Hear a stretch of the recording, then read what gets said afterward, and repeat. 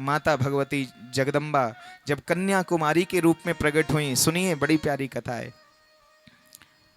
भगवान शंकर को वृषभ कहाँ से मिला, ये बड़ी प्यारी कथा है। और माता रानी को शेर कहाँ से मिला, ये बड़ी सुंदर कथा है।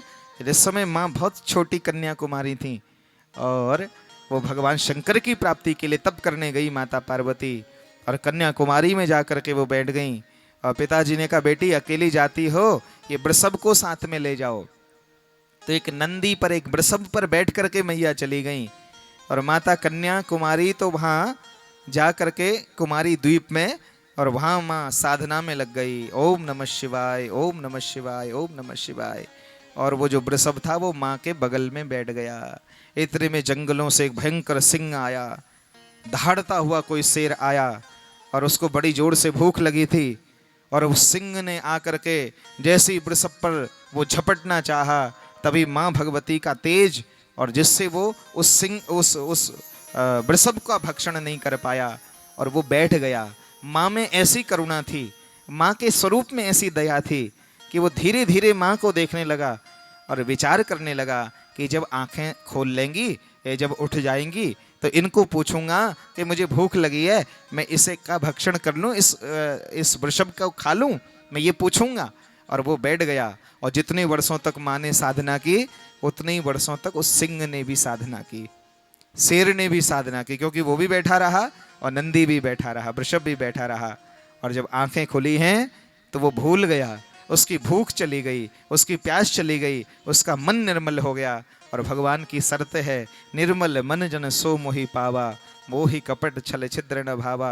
और तभी माँ ने कहा, ये वृषभ तो मेरा है ही है, लेकिन आज से हे सिंह, तूने इतनी लंबी साधना मेरे लिए की है, मेरे इंतजार में तू रहा है, इसलिए आज से मैं तुझे अपने वाहन के रूप में स्वीकार करती हूँ।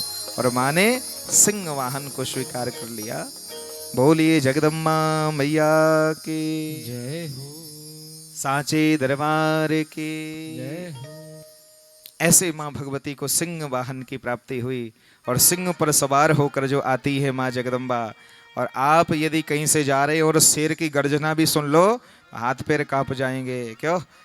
हाँ, सिंह छोड़ो, आजकल चोर चोर बड़ा हल्ला हो रहा है आपकी हल्द्वानी में, तो उसकी वो बात को ही सुन करके हाथ पैर शाम को कांपने लगे, सारी चारों ओर की लाइटें जल जाए लोगों के। तो शेर तो छोड़ो, दूर की बात है। इसीलिए सिंह, हाँ, और शेर पंचानन बोलते हैं। शेर को 5 मुख होते हैं उसके, एक तो मुख होता ही है, लेकिन उसके पंजे भी मुंह का काम करते हैं, और जहां पड़ जाए वहीं से खींच लाते हैं जो चाहिए उसको। हाँ, बड़ा खतरनाक होता है सिंह।